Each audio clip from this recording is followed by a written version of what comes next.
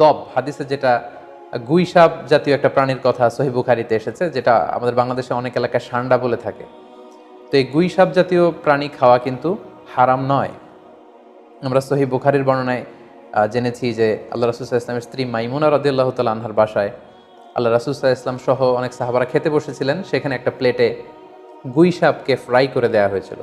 তো রাসূল সাল্লাল্লাহু আলাইহি ওয়াসাল্লাম খেয়াল না করে সাধারণ গোশত মনে করে সেখানে তিনি হাত দিচ্ছিলেন। তখন অনেক সাহাবারা, মহিলা সাহাবারা বললেন, ইয়া রাসূলুল্লাহ, এটা তো দব, এটা তো গুইসাপ। এই কথা শুনে আল্লাহ রাসূল সাল্লাল্লাহু আলাইহি ওয়াসাল্লাম সেখান থেকে হাতটা সরিয়ে নিলেন। তো এই দৃশ্য দেখে খালিদ ইবনে ওয়ালিদ রাদিয়াল্লাহু তাআলা আনহু উনি জিজ্ঞেস করলেন, ইয়া রাসূলুল্লাহ, গুইসাপ খাওয়া কি হারাম? হারামুন আদ-দাব্বু ইয়া রাসূলুল্লাহ, আপনি যে হাত সরিয়ে নিলেন, গুইসাপ খাওয়া কি হারাম? আল্লাহ রাসূল সাল্লাল্লাহু আলাইহি ওয়াসাল্লাম বললেন যে না, গুইসাপ খাওয়া হারাম নয়, তবে আমি এটা খেয়ে অভ্যস্ত নই, আমাদের এলাকাতে এটা পাওয়া যায় না, এজন্য আমি এটা খাচ্ছি না। তাহলে বোঝা গেল এক্ষেত্রে এটা রুচির সাথে সম্পৃক্ত।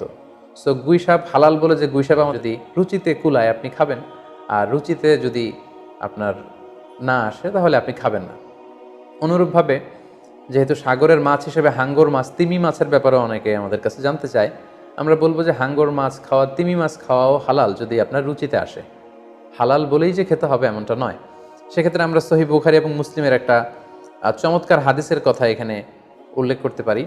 সেখানে আমরা জেনেছি যে সাহাবাদের একটা দলকে আল্লাহ রাসূল সাল্লাল্লাহু আলাইহি ওয়াসাল্লাম একটা নৌ সফরে পাঠিয়েছিলেন। বেসিক্যালি কুরাইশদেরকে আটকানোর জন্য সাওয়াহেলি পথে সাগরের উপকূল দিয়ে ওনারা গিয়েছিলেন। সাথে খাবার ছিল না, খেজুর ছিল, খেজুর শেষ, গাছের পাতা পেরে পেরে ওনারা খেতেন। হঠাৎ প্রচণ্ড ক্ষুধার্ত অবস্থায় ৩০০ জন সাহাবীর একটা কাফেলা, তারা সাগরের পাড়ে যেয়ে দেখলেন সাগরের ঢেউয়ের ধাক্কায় বিশাল এক তিমি মাছের মতো একটা প্রাণী পড়ে আছে। ওনারা এই তিমি মাছ তখন খেতে আরম্ভ করলেন।